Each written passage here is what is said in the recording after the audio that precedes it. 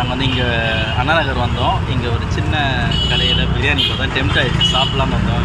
பாருங்களா,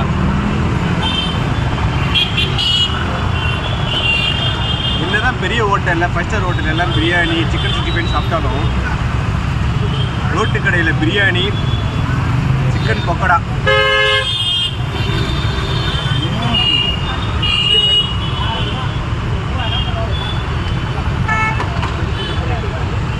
chicken seriously செம்ம டெம்ப்டிங்காக இருக்குது. எனக்கு பிரியாணி கொதிக்குது, இருந்தாலும்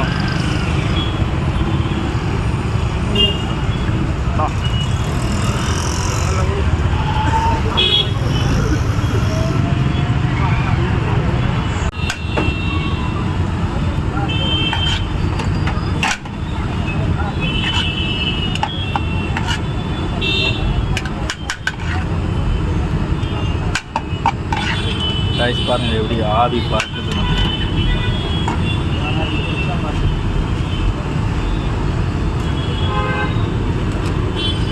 கொதிக்குதுப்பா.